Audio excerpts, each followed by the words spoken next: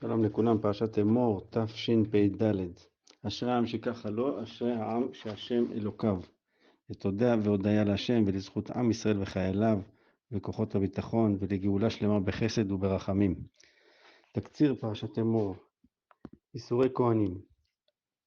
אסור לכהן להיטמא למת מחוץ לשבעת קרוביו, המשפחה הגרעינית שלו. איסור חיתון עם נשים מסוימות. איסורי כהן גדול נרחבים אף יותר, הוא לא יטמא לשום מת חוץ ממת מצווה, לא יצא מבית המקדש, אף לא להלוויית הוריו, ועוד. לא יעבדו בקודש כהנים בעלי מום ולא טמאים, העובר על זה דינו מוות, דיני האוכל תרומת קודשים המיועדים לכהנים.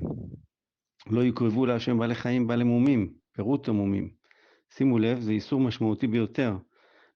לצערנו זה היה הקטליזטור לתחילת הדרך לחורבן בית המקדש, כמו שמפורט בסיפור קמצא ובר קמצא.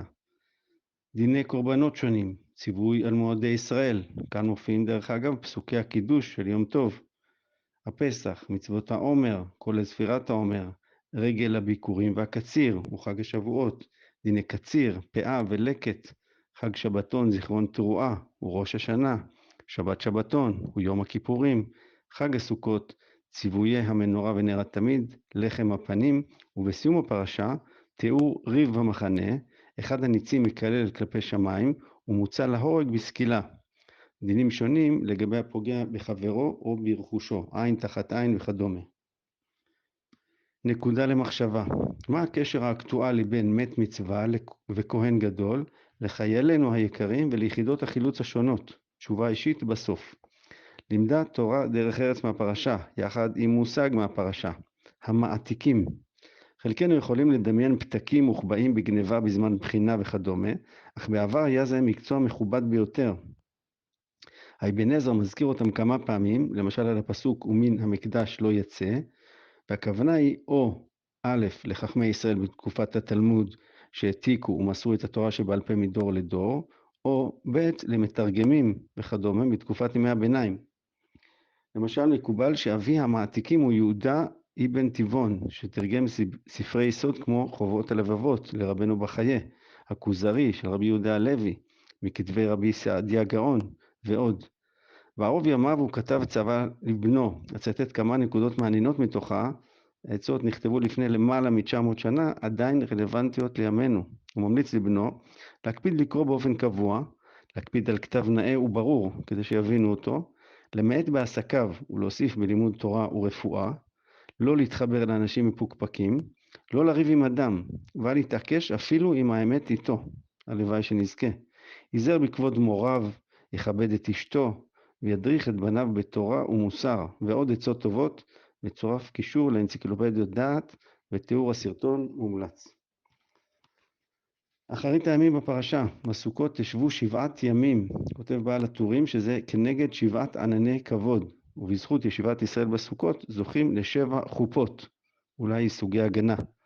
החופה השביעית היא סוכת לוויתן, במהרה בימינו אמן. טיפים לשולחן שבת, טיפ ראשון, כנעוריה. ההבדל בין נערות לבגרות אצל נערה הוא 6 חודשים בלבד, כך כותב בעל הטורים. טיפ שני, הייתי בשעה טובה, שם מברכים שתזכו לגדלו לתורה, לחופה ולמעשים טובים. לא יודע מה המקור המדויק לברכה, אבל מעניין שהחופה נמצאת לא בסדר הכרונולוגי, שאז הייתה אמורה להיכתב בסוף ולא באמצע, הרי רצוי שיהיו תורה ומעשים טובים עוד לפני החופה, אבל הסבר אחד יכול להיות שאדם צריך שהחופה שלו תהיה עטופה משני הצדדים, בתורה ובמעשים טובים. שימו לב למה שהזוהר הקדוש כותב על הפסוק, מאוד דומה לברכה הזאת. הפסוק הוא, והיה 7 ימים תחת אמו. כך כותב הזוהר הקדוש. אמר רבי אבא, אדם בשעה שנולד, לא ניתן לו כוח עליון עד שנימול. כיוון שנימול, מתעוררת עליו התעוררות רוח עליונה. זכה לעסוק בתורה, מתעוררת עליו התעוררות יתרה. זכה ועשה את מצוות התורה, מתעוררת עליו התעוררות יתרה. זכה ונשא אישה, זכה והוליד בנים ולימדם את דרכי המלך הקדוש, אז הוא אדם שלם, שלם בכל, מזל טוב לסבא דוד. מסר אופטימי מהפרשה. אור החיים הקדוש מצטט את הילקוט שאומר, שימו לב, בני ובנות מלכים, איזו מחמאה לעם ישראל. אני מתחיל לצטט. עם בני ישראל, הדרגתם למעלה מהדרגת המלאכים. כל מילה נוספת מיותרת. תשובה לנקודה למחשבה. מת מצווה הוא אדם שלא טיפלו בקבורתו. לכהן גדול יש איסור להיטמא לקרוביו, אפילו לאביו ולאמו, אבל לטפל במת מצווה, אפילו שזו הטומאה החמורה מכולן, טומאת מת, הוא מחויב. על החשיבות העצומה בטיפול בו והקשר למלחמה הנוכחית. מחילה מראש כי זה נושא קשה לשמיעה. חיילינו הקדושים, כן, ממש כמו שם הפרשה משבוע שעבר, נמצאים בפועל במלחמת מצווה. ונתקלו ועלולים להתקל במתי מצווה. מקרה אחד קשה, מתוך רבים לצערנו, היה מקרה שחיילים מצאו חלקי גופות של חטופים, ואספו אותם עם כל הקושי הרגשי הרב, והביאו אותם לקבר ישראל.